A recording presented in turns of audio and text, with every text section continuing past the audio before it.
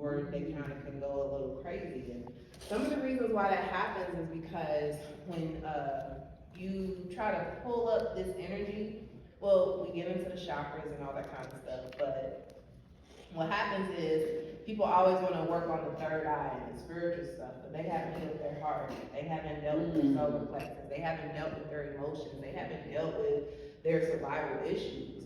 And so you can have a lot of blocks in those lower areas, the lower energy centers, but you're trying to get here, so you'll do this advanced meditation and not prepare yourself. And so, you know, when those blocks get broken up and you're not ready for that process, it can kind of make a person lose it. So I always suggest when you are ready to jump into medicine, just start slow, you know. Work with the areas you feel like you don't need to work on. 9 out of 10, those are the areas you need to work on. So I definitely do feel, yes, you have to start, I always say beginner's level, and then work your way up. Some of us are naturally more spiritually inclined than others, so we can jump into it. But, you know, if you're new, if you don't have meditation instructors, if you're not working with a group of people, start off slow. Just take some deep breaths, be calm, be still. Don't try to visualize or manifest anything. Just focus on being present and being relaxed. That's all.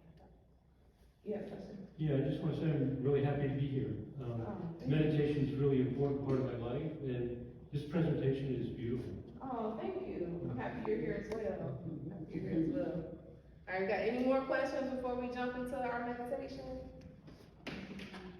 When you were talking about the down here and this, I know what that means. I don't know if everybody else knows what that means. So do you suggest that people, as part of starting meditation, do that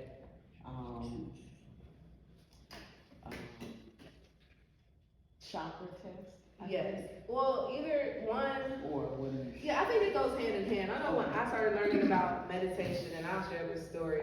I kind of had my awakening back in 2008 after I had my daughter, which is funny. She was born on 11/11 at 4:11 in the morning. Oh wow. So I had like a spiritual awakening, but it was more of the conspiracy side awakening to a certain extent, because it was 4 years before the 2012 thing, and everybody said the world was going to end and all this other kind of stuff. And so I was scared to how it happens. Like, why did I have to get this information? I want to live my life. My baby just born. You mean to tell me she's going to live till she's 4? Like, no, this can't be it. And so I was like, I need to find something else. Like, it has to be something else. And so I learned about chakras. And then from the chakras, it jumped into the meditations and into the yoga. So a lot of times when you start getting into this information, whether it's meditation, you're gonna learn about all of that. But I highly suggest you, when you learn about meditation, learn about your energy centers. And I haven't met some people who jump into meditation and then don't know anything about energy or their energy centers or their auras or things of that nature.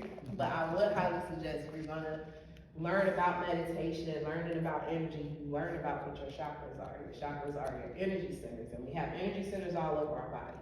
Quick prime example, just to prove to y'all that I'm not talking mumbo jumbo. Everybody take your hands. Do this. Alright, get that friction going. And then you stop, and then you just slowly put your hands together. You'll feel like some resistance, like something is there. The closer you get your hands together, and if you can't feel it, get your hands a little closer together. And it kind of feels like that's your energy field. We have an energy field around us. And some people can actually see your energy field. Your energy field has different colors around it, kind of can tell you what your mood is. All right? And that energy field, you have centers all over your body where energy is going in and out of. They say we have like 108 centers. The last time I checked, it may be more. Right. There is always something. But we have 7 main energy centers, starting from our root chakra. Now, these energy centers help us receive reality.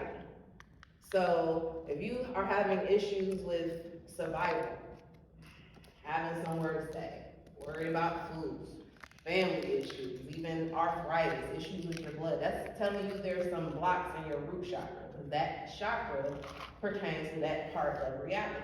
The same with your sacral chakra, that's where your sexual organs are. So if you have someone that deals with a lot of STDs, have emotional issues, overeat, those type of things are related to that chakra. A lot of energy can be stored there as well, so traumas are stored there. Things that we experience, things that we even watch get stored in these energy centers, and it goes up. Your solar plexus, which is yellow, and I'll actually pull it up so you guys can see it if you're not aware. But your solar plexus deals with your ego, deals with your determination, your drive to go, your will to get things happening. Your heart deals with love, forgiveness, grief, and all those good things. Let's see.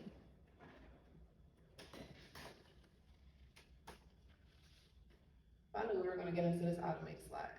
But I was just trying to keep it basic for you guys.